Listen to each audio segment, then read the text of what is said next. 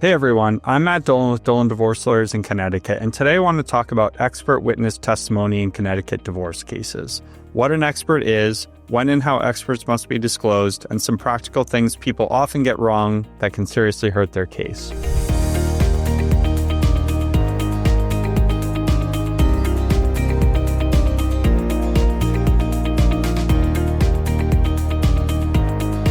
Now, expert witnesses are sometimes used in divorces involving custody disputes, earning capacity disputes, or business real estate or other asset valuations.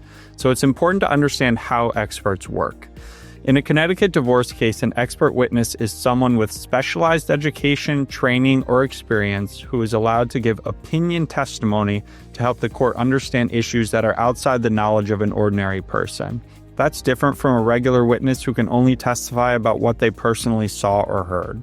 Common expert witnesses in divorce cases include forensic accountants, business valuation experts, real estate appraisers, psychologists or other custody evaluators, and vocational experts who testify about earning capacity.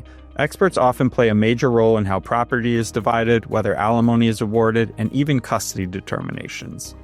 Now, in Connecticut, you cannot just show up at trial with an expert and expect the judge to hear their testimony.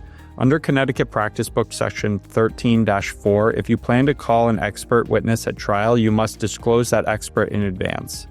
That disclosure must be filed with the court and served on the opposing party, and it must include specific information.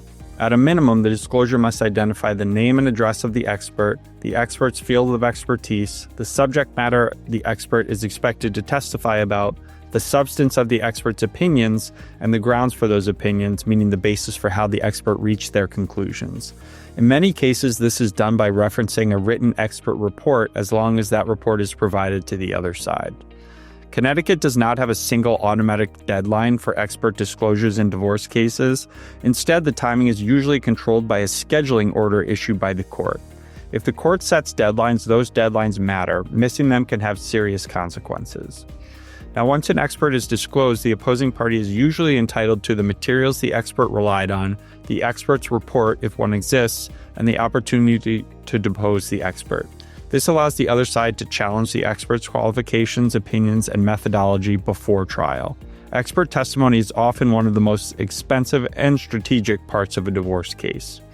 Now, there are consequences to failing to properly disclose an expert. This is critical. If you fail to disclose an expert, disclose them too late, or provide an inadequate disclosure, the court has the power to exclude that expert's testimony entirely.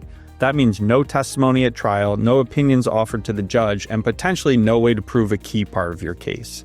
Courts do have discretion to allow late disclosures in some situations, but you should never count on that. The risk is very real. So here are a few practical takeaways. First, think about experts early. Waiting until the last minute is one of the biggest mistakes people make. Second, be specific in your expert disclosures. Vague disclosures are easier to attack and easier for a judge to exclude. Third, remember that experts are often just as important for settlement leverage as they are for trial. It's always best to settle your case rather than having to deal with the cost and emotional strain of a trial. And finally, expert testimony can be powerful, but it has to be done correctly or it can backfire. So if you're involved in a divorce where expert testimony may be needed, understanding these rules early can make a real difference in the outcome. So those are the basics on expert testimony here in Connecticut Divorce Court. As usual, if you have any additional questions, you can contact our office. And if you're looking for representation in a divorce or family law case here in Connecticut, we would invite you to contact our office as well.